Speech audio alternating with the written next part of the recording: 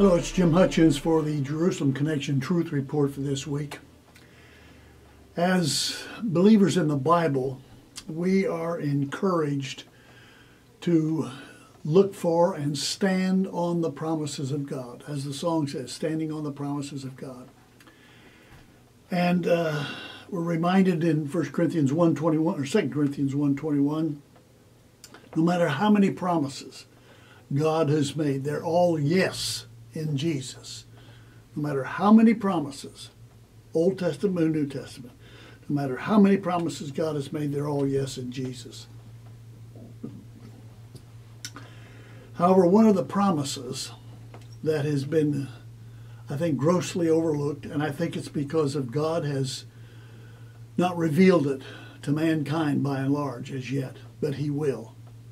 Because I think it's one of those promises that as we get closer to the coming of the Messiah, as Christians we believe the return of Jesus, this particular promise will be unveiled. It's a promise that's given to us in Malachi chapter 1, verse 11. And it reads thusly, "For from the rising of the sun even to its going down, Mimizrak Shemesh ad Meva'o, from the rising of the sun to its going down, my name shall be great among the Gentiles. Gadol Shmi B'Goyim, my name will be great among the Gentiles. In every place, incense will be offered to my name." In every place, incense will be offered to my name. "And a pure offering, for my name shall be great among the Gentiles, says Yahweh of hosts." His name will be great among the Gentiles. Now, obviously, that has not happened. As a matter of fact, his name is not even great among the Jews, because the rabbis have said his name should not be proclaimed. It's too holy. It's too reverent.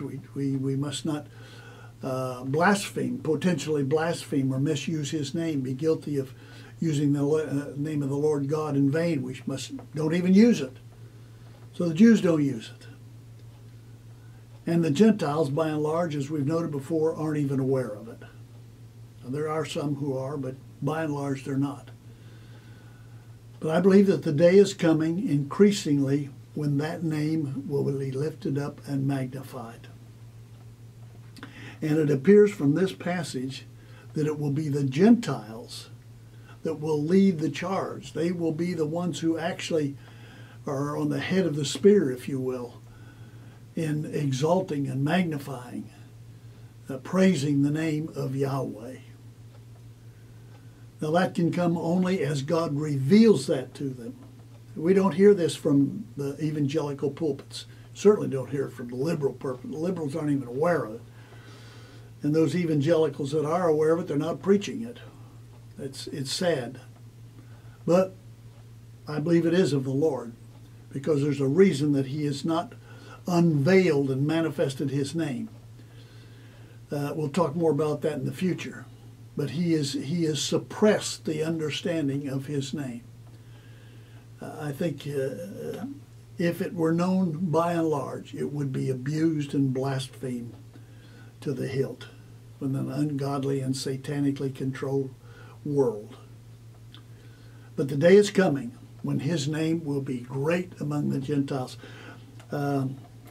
I've noted before, the place where you really see this is in our worship teams, our praise bands, where the name of Yahweh is exalted. Go to YouTube, hit the link for music, and then insert Yahweh, and you'll see that. And by the way, don't get hung up on the exact pronunciation of the name.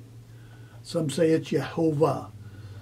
Others say it's Yahweh. My own understanding is the weight of evidence leads me to believe it is Yahweh. And so I do that. But I'm open to further instruction on that. But until I receive it, I will be exalting the name of Yahweh. And I think you can be a part of that group, that advance party, if you will, that will exalt and lift up the name of Yahweh. Psalm 34:3 says this, "Oh, magnify Yahweh with me, and let us exalt his name together." Let's do it together, for that's the truth.